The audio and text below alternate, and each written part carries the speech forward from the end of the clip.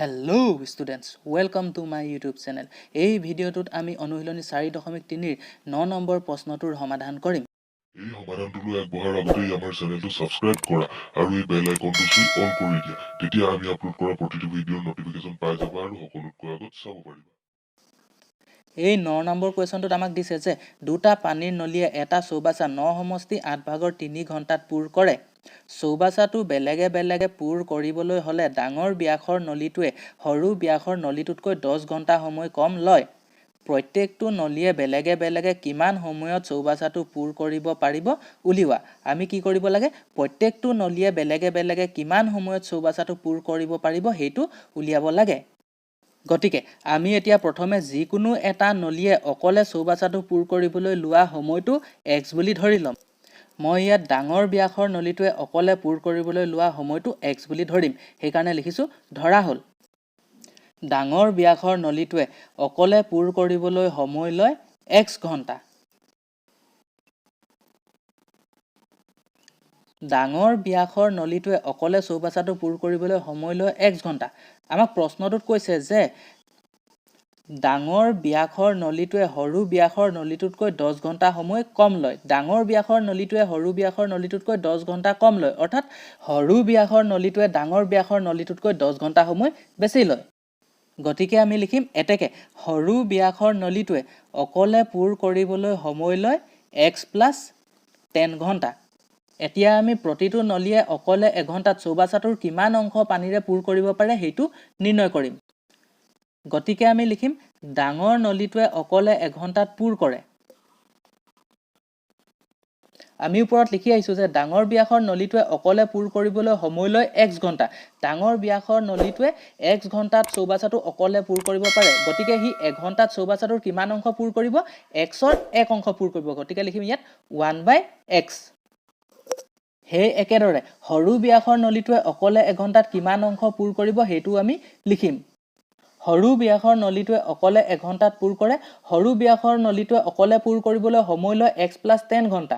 সি তেন্তে এঘণ্টাত কৰিব তাৰ 1 অংশ, অৰ্থাৎ 1/x + 10 অংশ। এতিয়া প্ৰশ্ন মতে আমাক প্ৰশ্নটোত দিছে যে দুটা পানীৰ নলীয়ে এটা চৌবাচা 9 সমষ্টি 8 ভাগৰ 3 ঘণ্টাত পুৰ কৰে। মানে নলী দুটাই একেলগে চৌবাচাটো 9 সমষ্টি 8 ভাগৰ 3 ঘণ্টাত পুৰ কৰে। আমি আগত লিখি আহিছো যে ডাঙৰ ব্যাসৰ নলীটোৱে অকলে এঘণ্টাত চৌবাচাটোৰ 1/x অংশ আৰু সৰু ব্যাসৰ নলীটোৱে অকলে এঘণ্টাত চৌবাচাটোৰ 1/x + 10 অংশ পুৰ কৰে। গতিকে দুইটাই একেলগে এঘণ্টাত কিমান পুৰ কৰিব সেইটো নিৰ্ণয় কৰিবলৈ হলে আমি ইহঁত দুটা যোগ কৰি দিব লাগিব। আমি নলী দুটাই একেলগে এঘণ্টাত কিমান অংশ পুৰ কৰে সেইটো পালো। আমাক প্ৰশ্নটোত কৈছে যে নলী দুটাই একেলগে 9 সমষ্টি 8 ভাগৰ 3 ঘণ্টাত চৌবাচাটো পুৰ কৰে। গতিকে আমি ইয়াৰ লগত 9 সমষ্টি 8 ভাগৰ 3টো পূৰণ কৰি দিব লাগিব। তেতিয়া চৌবাচাটো পুৰ হ'ব। সম্পূৰ্ণ অংশ মানে হৈছে 1, গতিকে আমি লিখিম = 1। নেক্সট এই যোগটো কৰিবৰ কাৰণে আমি x আৰু x + 10ৰ লসাগু ল'ব লাগিব। x আৰু x + 10ৰ লসাগু হ'ব x * x + 10 হোল। এতিয়া x + 10 * 1 x + 10 plus x * 1 x পূৰণ। এই মিশ্ৰ ভগ্নাংশটোক আমি অপ্ৰকৃত ভগ্নাংশলৈ লৈ যাম। 8 × 9 = 72, 72 * 3 হ'ব 75 আৰু তলত হ'ব 8 = 1। এতিয়া নেক্সট x + x 2x যোগ 10। এই 75টো ইহঁতৰ লগত পূৰণ হৈ আছে, সেইকাৰণে লিখিম হোল ইনটু 75 = ইয়াত হৰত x * x + 10 হোল ইনটু 8 আছে। ইহঁতক আমি সমান চিনৰ ৰাইট হেণ্ড সাইডলৈ লৈ যাম। তেতিয়া ইহঁত কি হ'ব, 1ৰ লগত পূৰণ হ'ব। তেতিয়া ইহঁত দুটা তাত পূৰণ হৈ সেম টু সেম থাকিব, মানে x * x x² plus 10 * x 10x whole into 8 আছিলে নহয় 8। এতিয়া নেক্সট 75 * 2x হ'ব 150x plus 75 * 10 750 = 8 * x² 8x² plus 8 * 10x 80x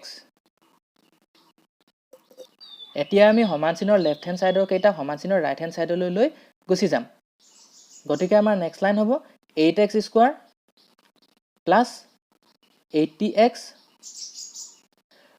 plus 150x টো ইফালে গলে হ'ব মাইনাস 150x আকৌ 750 টো ইফালে গলে হ'ব মাইনাস 750 ইকুৱেল টু 0 এতিয়া নেক্সট 8x স্কয়াৰ ডাঙৰটো আগৰ চিনটো মাইনাস আছে গতিকে মাইনাস 150x অফ 80 গলে থাকিব 70x মাইনাস 750 ইকুৱেল টু 0 আমি এতিয়া এটা দ্বিঘাত সমীকৰণ পাইছো এই দ্বিঘাত সমীকৰণটো আমি যিকোনো এটা পদ্ধতিৰে সমাধান কৰিব পাৰিম কিন্তু ইয়াত মই দ্বিঘাত সূত্ৰৰ দ্বাৰা সমাধান কৰিম গতিকে ইয়াত a b c কি হয় মই লিখি লম ইয়াত a equal to 8 b equal to minus 70 আৰু c equal to minus 750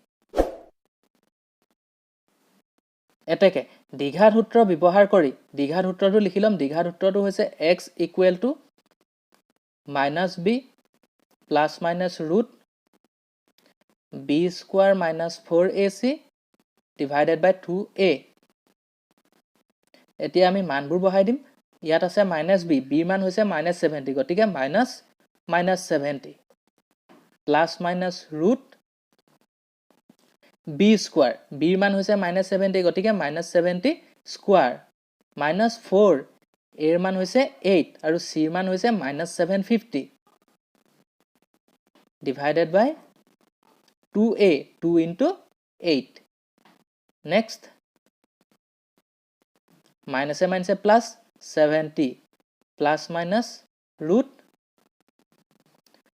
minus 70 to square হলে হৈ যাব 7 7 গুণ 49 4900 minus a plus 4 8 গুণ 32 32 আৰু 750 পূৰণ কৰিলে কি হ'ব সাইডত আমি পূৰণ কৰি চাম 32 পূৰণ 750 2 0 0 2 5 গুণ 10 0 বহিলে 1 কৰিলে 2 7 গুণ 14 হয়গে 15 2 3 0 0 3 5 গুণ 15 5 বহিলে 1 কৰিলে কোন 21 1 22 0 0 পাছে পাছে 10 0 বহিলে 2 1 3 কলাইকে 4 আৰু 2 24000 24000 divided by 2 8 গুণ 16 next 70 plus minus root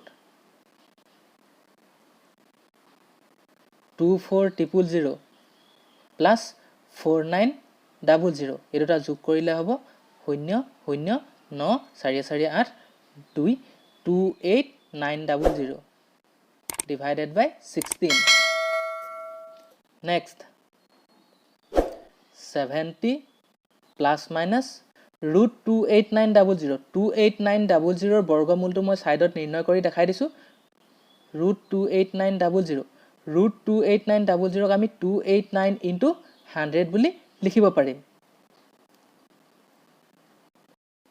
17 হৈছে 289 গতিকে আমি ইয়াত 17 স্কয়াৰ বুলি লিখিম আকৌ 10 10 গুণ হৈছে 100 গতিকে আমি ইয়াত 10 স্কয়াৰ বুলি লিখিম দুটা সূত্ৰৰ কাৰণে এটা সূত্ৰৰ পূৰণ দুটা 10ৰ কাৰণে এটা 10 সূত্ৰৰ পূৰণ 10 হ'বগে 170 গতিকে আমি পালো যে 289 ৰ বৰ্গমূল হৈছে 170 divided by 16 আমি পালো যে x equal to 70 plus minus 170 by 16 গতিকে এতিয়া আমি এবাৰ প্লাস আৰু এবাৰ মাইনাস কৰি দিম এতেকে x equal to 70 plus 170 by 16 বা x equal to 70 minus 170 by 16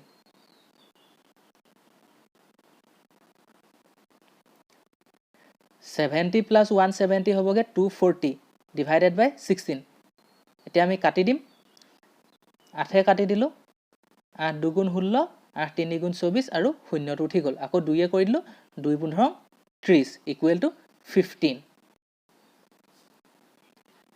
ডাঙৰটো আগৰ চিনটো মাইনাস গতিকে চিনটো মাইনাস বহিব 170 পৰা 70 মাইনাস কৰিলে 100 divided by 16 এতিয়া তোমালোকে মন কৰা আমি সময় নিৰ্ণয় কৰি আছো সময় কেতিয়াও ঋণাত্মক হ'ব নোৱাৰে গতিকে x equal to -100 by 16 হোৱাটো সম্ভৱ নহয় গতিকে আমি ইয়াত এটো সম্ভৱ নহয় বুলি লিখি দিম